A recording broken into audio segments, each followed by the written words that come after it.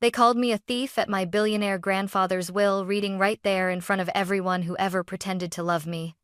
My cousin Brittany stood up first, designer heels planted like she owned the room. "Sophia doesn't deserve a penny," she announced, pointing at me as if I was something sticky on the bottom of her shoe. My father didn't stop her. He nodded. Whispers snapped through the mansion's library like dry branches. My aunt clutched her pearls. My brother stared at the floor. And then the word hit me sharp, humiliating, final: thief. I didn't even get to defend myself before the attorney, Mr. Caldwell, calmly closed the folder and said, "Your grandfather expected this." He turned his laptop toward the big screen. And in that instant, the air changed, like the whole family realized the same terrifying truth at the same time. Because the camera was already rolling. My grandfather's mansion had a way of making you feel small even if you'd grown up inside it. The day of the will reading, the library looked like it belonged in a museum. Walnut shelves, old-world globes, leather chairs no one sat in unless a lawyer told them to. A fire crackled softly, more for atmosphere than warmth. Outside, the winter sun sat low and pale, shining through tall windows like it was afraid to touch anything. Everyone was dressed like grief had a dress code. Brittany wore black, but it was the kind of black that came with a brand name and a confident smirk. My Aunt Diane kept dabbing at her eyes with a tissue that never seemed to get wet. My father, Mark, sat at the head of the seating arrangement like he was already practicing ownership. And me? I sat in the corner chair Mr. Caldwell had indicated, hands folded tightly in my lap so no one would see them shaking. I hadn't been back here since the funeral. Back then, people hugged me and said, "He loved you," but the words slid off them like oil. Because in my family, love wasn't a feeling. It was a currency, and everyone wanted to know the exchange rate. Mr. Caldwell set his briefcase on the desk. He looked neutral, not cold, not kind, professional, like a man trained to keep his face steady while families fall apart. "Before we begin," he said, "Mr. Richard Hale asked that I remind you of something." Brittany's lips twitched. "Oh, here we go." Mr. Caldwell didn't take the bait. He asked me to say, "I see what you do when you think no one is watching." My throat tightened. My brother Ethan shifted, like he'd heard that sentence and suddenly remembered every time he'd lied to Grandpa about visiting. Diane laughed too brightly. "That sounds like Richard. Always dramatic." My father leaned back. "Let's not waste time, Caldwell. We're all busy." Busy grieving? Busy fighting? Busy calculating? I stared at the ceiling, willing myself to stay calm. Because the truth was, I was already tired. Tired of being the one who showed up. Tired of being the one who answered Grandpa's late-night calls when his hands shook too much to open a pill bottle. Tired of being the only person in this room who knew what his laugh sounded like when no one was trying to impress him. Mr. Caldwell opened the folder anyway. "I am going to read Mr. Hale's last will and testament," he began. And the room leaned forward as one body, like a pack of wolves hearing a gate click open. I swallowed. I told myself, whatever happens, stay steady. But I didn't know that within minutes they'd try to bury me with a single word, and I didn't know my grandfather had planned for exactly that. If you only saw my family at funerals and weddings, you'd think we were close, that we loved each other fiercely, that we were the kind of family people envied. But I knew the truth. My grandfather, Richard Hale, didn't just have money, he had power. The kind that made people return calls instantly. The kind that made local politicians suddenly free for dinner. The kind that made my relatives orbit him like planets desperate for heat. After Grandma passed, Grandpa got quieter. Not weaker, just quieter. Like he'd stopped wasting words on people who didn't deserve them. That's when I started visiting every Sunday. At first, it was small things. Grocery runs, sorting mail, teaching him how to use video calls so he could see my face without having to pretend he understood the buttons. Then it became bigger things. "Can you read this email? Can you tell me what this form means? Can you sit with me for a minute? The house feels too large today." I wasn't there for money. I was there because he was my grandfather, and I loved him. But to Brittany? To Diane? To my father? My devotion looked like strategy. Brittany used to sweep in twice a year Christmas, and Grandpa's birthday, always carrying an expensive gift bag and always leaving before dessert. She'd kiss his cheek like she was collecting evidence of affection. "Love you, Grandpa," she'd sing, then glance at her phone. Ugh, traffic downtown is going to be a nightmare. It is about the said.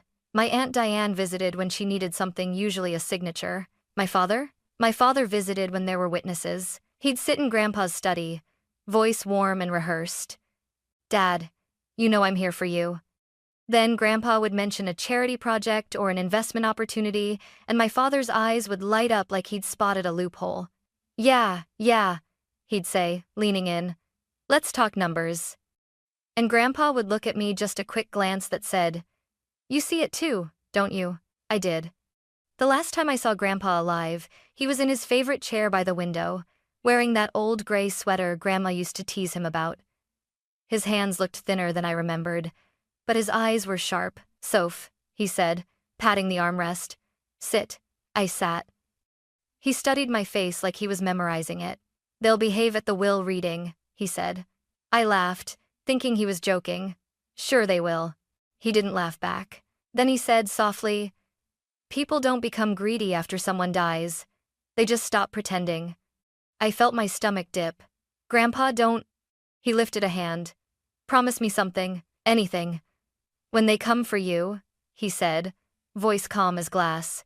Don't fight them in the way they want. Don't scream, don't beg, don't plead. I frowned. Why would they come for me? His gaze didn't move. Because you're the one who was here. And in their minds, that means you must have taken something.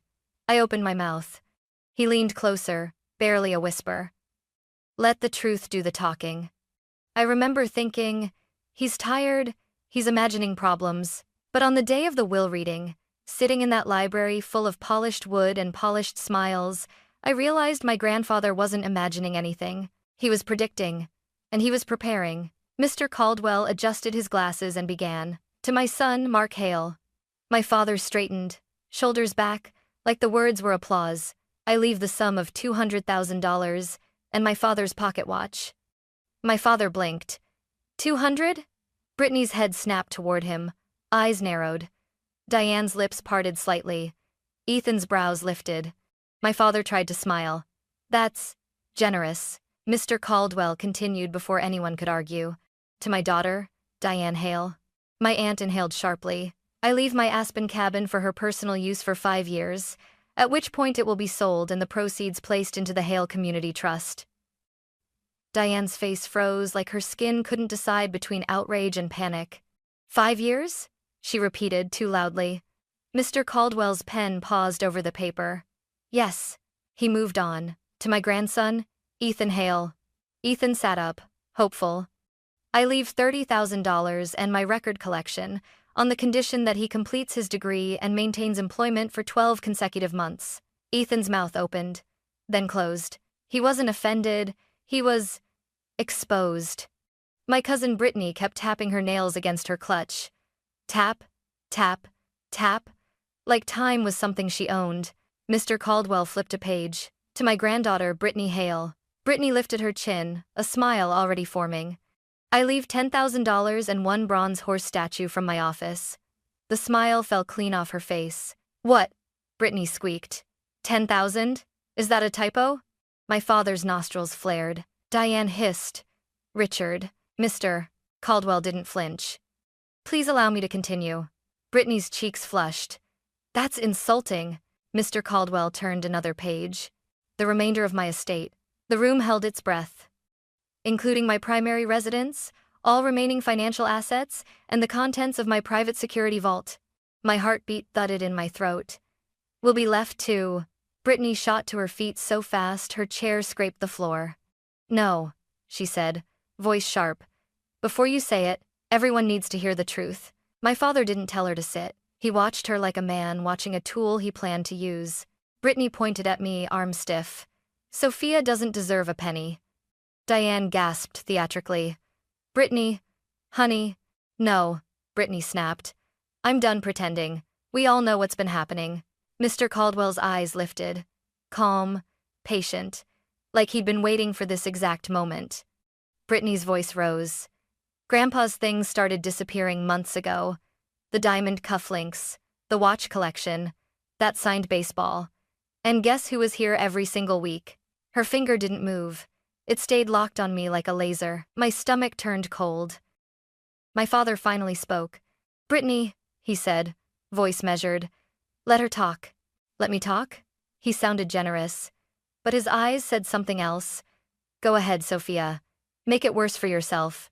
I looked around the room. Ethan wouldn't meet my gaze.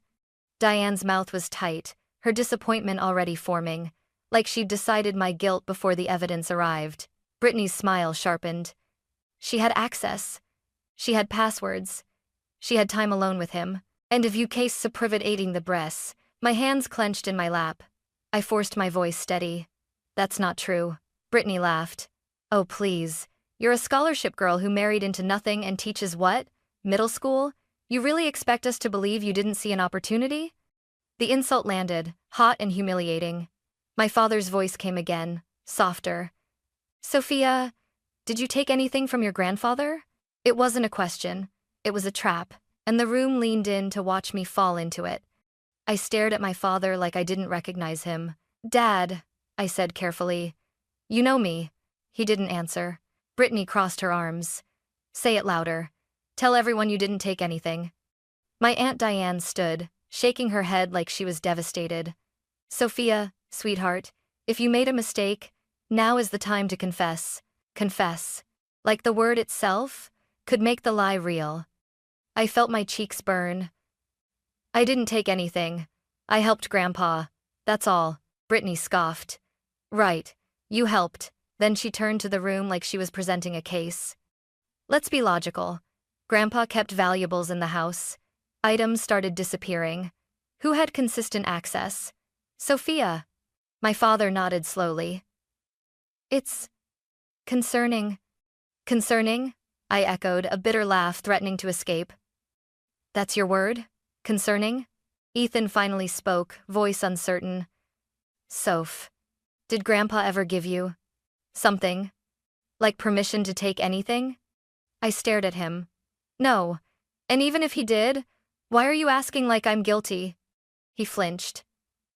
"I'm just trying to understand." Diane sighed, hands clasped. "Sweetheart, this isn't personal. It's about the estate. If items are missing, it affects everyone." There it was. Not grief, not trust, not family. The estate? Brittany tilted her head. "Also, funny thing.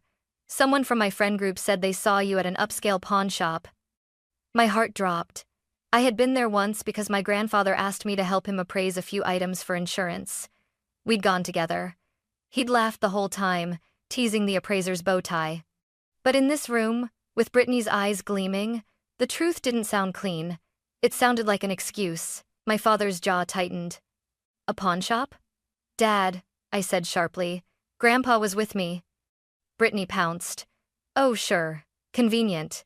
Grandpa was with you. Can he confirm that now?" Silence slammed down. I felt something in me crack, not loudly, not dramatically, but like a small internal collapse. Because I realized they weren't confused. They weren't investigating. They were deciding. Mr. Caldwell remained still, watching it unfold as if he were taking notes for a larger plan. Brittany took another step forward. "She doesn't deserve a penny," she repeated, louder. "And if Grandpa left her anything, we contest the will. We argue he was manipulated." Diane gasped. "Manipulated? Richard? Impossible." My father's voice was calm. "People deteriorate in the end, Diane." I whipped my head toward him. He was sharp. My father raised his eyebrows. "Was he? Or were you influencing him?" I stared at him, stunned. Brittany's grin widened. "Exactly." Ethan looked like he wanted to disappear into the carpet. I pushed my chair back and stood, legs trembling. "This is disgusting," I said, voice shaking but loud enough to cut through the whispers. "You all barely visited him. You didn't take his calls. You didn't help him. And now you stand here calling me," Brittany interrupted, almost delighted. "A thief." The word hit again, heavier this time because it came with a chorus of nods. Diane pressed her lips together. "Sophia, if you return what you took, I didn't take anything." My voice snapped, louder than I intended. The room went still, then immediately shifted into judgment, like my raised voice was proof of guilt. Brittany's eyes glittered. "See? Defensive." My father's tone softened, falsely compassionate. Sophia, we can handle this quietly if you cooperate, quietly. Like he was offering mercy. Like he wasn't the one holding the knife of accusation. I felt my hands shaking. I forced them still. Then Mr. Caldwell raised one hand slowly, deliberately. The room obeyed him without realizing it. Enough, he said. His voice was not loud.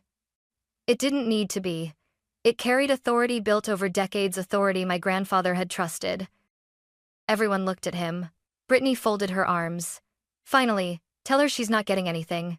Mr. Caldwell's eyes flicked to her, then to my father. Then around the room. I was instructed, he said calmly, to allow this to happen. My stomach tightened. My father narrowed his eyes. What do you mean? Mr. Caldwell closed the will folder carefully. Then he said the sentence that made the room feel suddenly colder. Your grandfather expected this. The shift was immediate. It wasn't just the words. It was the way Mr. Caldwell said them, like he wasn't surprised, like he'd been standing in the rain for hours waiting for the storm to finally arrive. Brittany laughed, but it came out brittle. Okay, and? Grandpa expected us to call out a thief?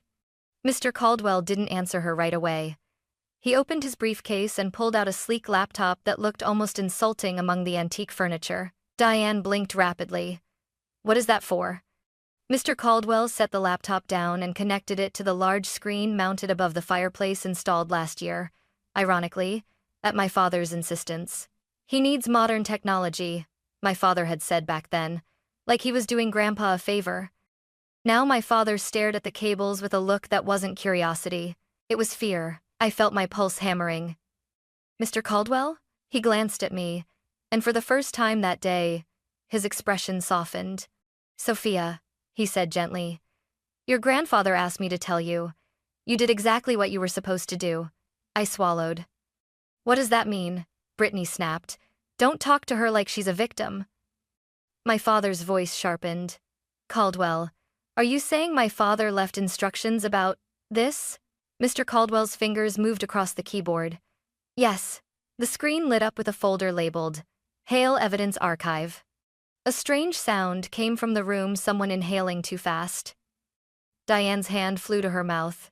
Brittany leaned forward, eyes narrowing. What is that? Mr. Caldwell clicked, and the folder opened. Inside were dozens of files, each labeled with dates and times. My father stood. Hold on. Are you recording people in this house? Mr. Caldwell's voice stayed calm. Your father recorded his own property. Perfectly legal. Brittany's voice rose. That's an invasion. Mr. Caldwell looked at her. Mr. Hale suspected he was being robbed. Silence. The word robbed landed like a heavy book dropped onto a table. Brittany's cheeks drained of color, then flushed again. That doesn't mean anything. He was paranoid. Old people get paranoid. My father's gaze snapped to Brittany. Stop talking. Brittany's mouth opened, then shut. For the first time, she looked uncertain. Mr. Caldwell turned back to the will folder and read, slowly, clearly. The remainder of my estate will be left to the person who helped me expose the thief, and who showed up when the rest of you only showed interest. Brittany scoffed. Cryptic nonsense. Mr. Caldwell's eyes lifted. Not cryptic, precise. He clicked a file. The screen switched to black, then to a camera angle of the mansion's hallway, wide, clear, time-stamped. My throat tightened as I recognized the view. That was the hallway outside my grandfather's private study. Mr. Caldwell said, this footage is from 3 months ago. Tuesday, 2:18 p.m., Tuesday. I would have been at school, teaching. On the screen, the front door opened, and Brittany walked in, not in a holiday outfit, not dressed for a family visit. She moved fast, head down, hood up, like someone entering a place they didn't want to be seen. Diane gasped, a small, strangled sound. Brittany's voice cracked. That's not... The camera angle switched to another room, my grandfather's study. Brittany moved with practiced confidence. She went straight to the safe behind the painting, something I didn't even know existed until Grandpa showed me in the final weeks. She opened it with a code she should not have had. My father's face went rigid. How did she... Brittany spun toward him, desperate. Dad. He ignored her. Eyes locked on the screen. On the video, Brittany pulled out a velvet pouch. She dumped the contents on the desk: watches, cufflinks, a gold pen my grandfather once said was worth more trouble than it's worth. She didn't hesitate. She didn't look around.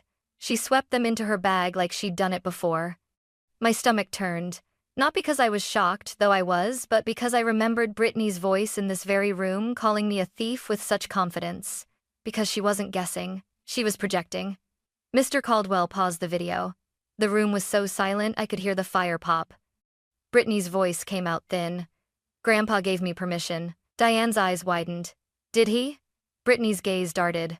He said I could borrow things. Mr. Caldwell clicked another file. This time, the camera showed Brittany in a jewelry store security footage from a partner business, time-stamped, legal watermark in the corner. She set the cufflinks on the counter. The clerk opened a drawer of cash. Brittany signed a form and took the money. My father whispered, almost to himself, "Oh my God." I stared at the screen, numb. The humiliation I'd felt minutes ago turned into something else, heat rising in my chest, like anger finally finding oxygen. Brittany backed away from the screen, shaking her head rapidly. This is out of context. Mr. Caldwell's voice was steady. There is more. My father snapped. How much? Mr. Caldwell looked at him. We'll get there. He clicked another file. The screen now showed the kitchen, my grandfather's kitchen, where I used to make tea for him and listen to his stories.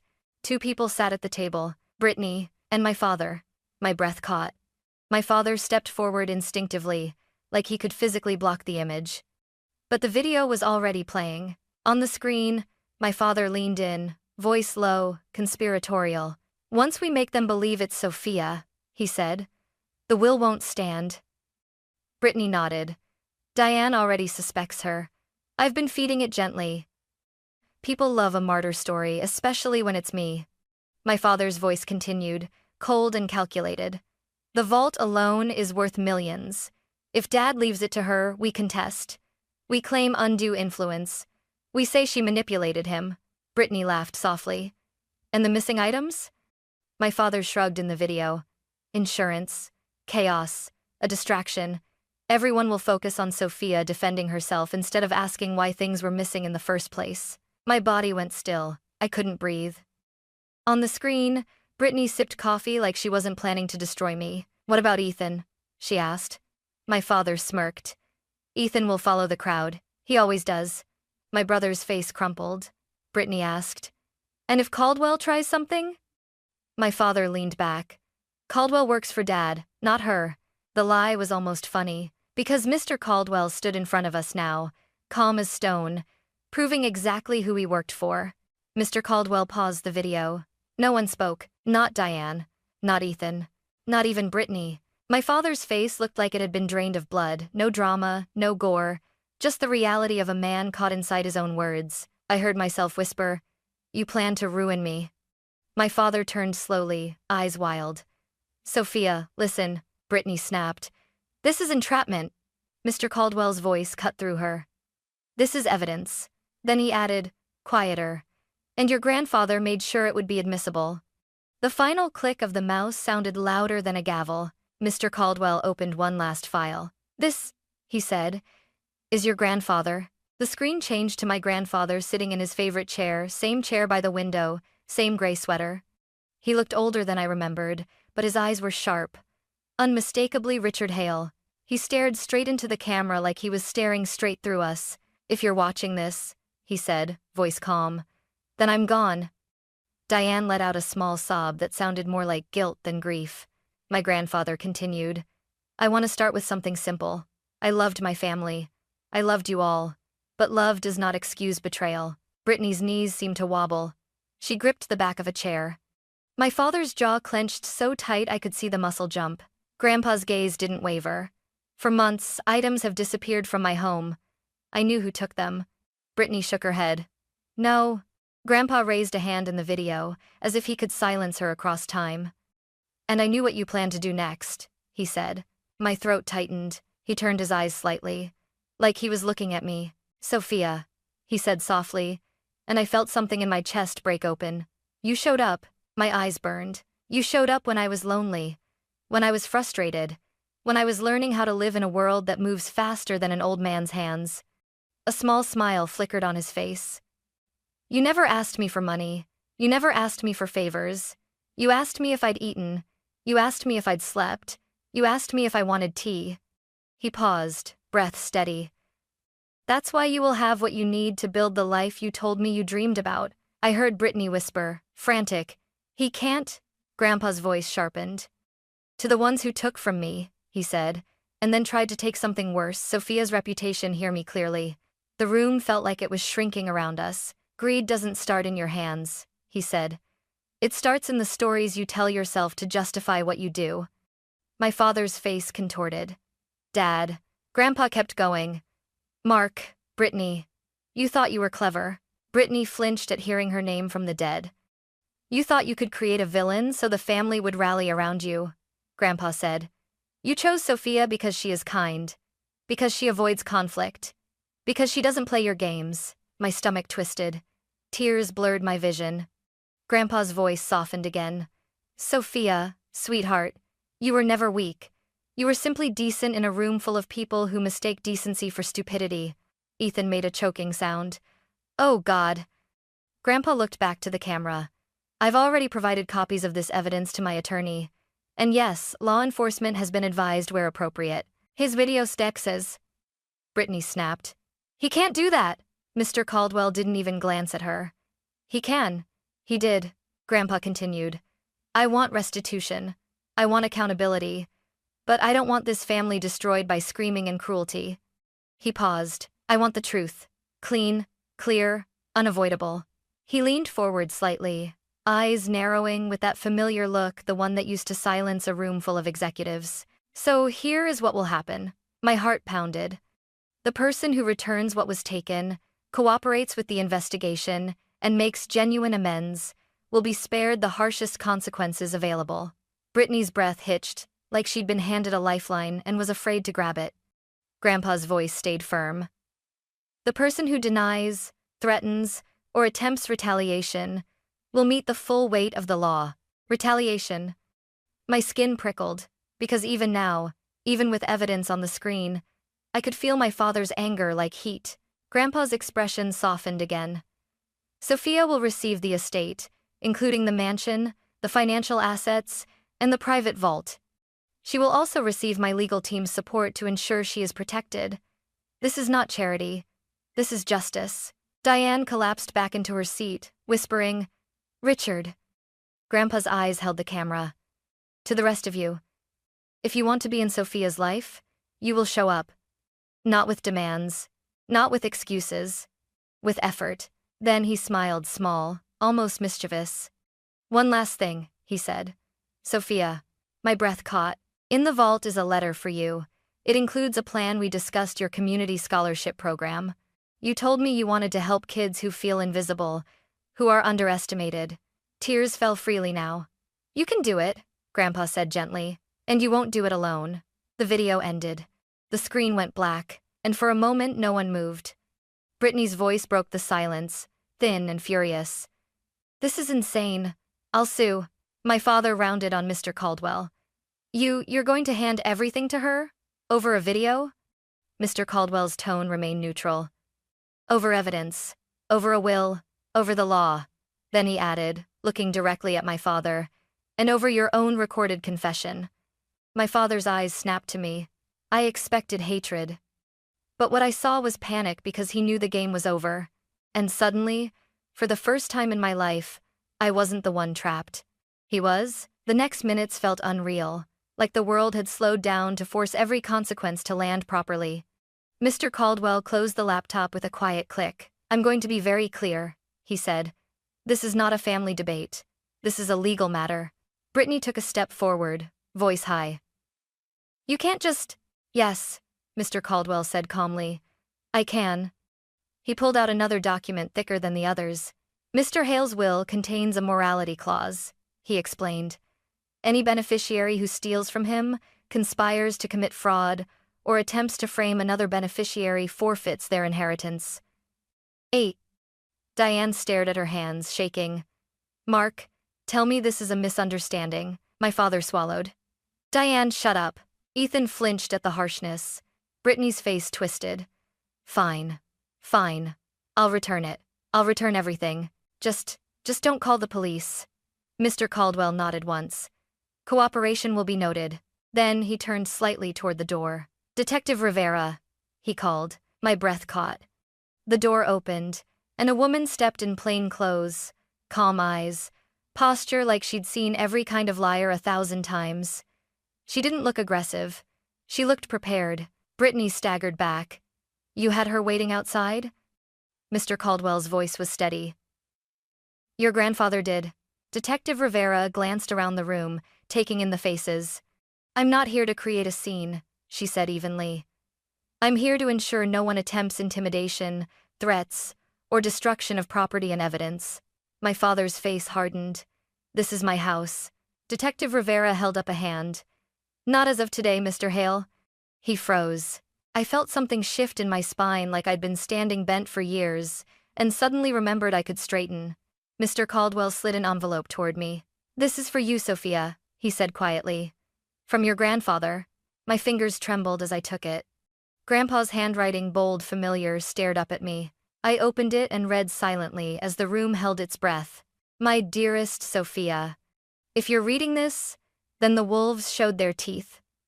I'm sorry you had to see it. But I'm not sorry you now know the truth. Don't let their betrayal harden you. Let it sharpen you. My throat tightened. I'm leaving you resources, and I'm leaving you protection. Use both wisely. Build what you told me you wanted to build. Make something good out of a place that once felt heavy. I swallowed hard. And remember, justice doesn't need to be cruel to be real. I looked up, eyes wet. Brittany was staring at me like I'd stolen oxygen from her lungs. My father's voice came out low, threatening without saying the forbidden words. Sophia, we can talk about this privately. Detective Rivera's gaze snapped to him. Not without counsel present. Mr. Caldwell nodded. Any communication regarding the estate goes through my office. My father's eyes flashed. You're really going to do this to your own father? Something in me steadied. I met his gaze. You did this to me first, I said.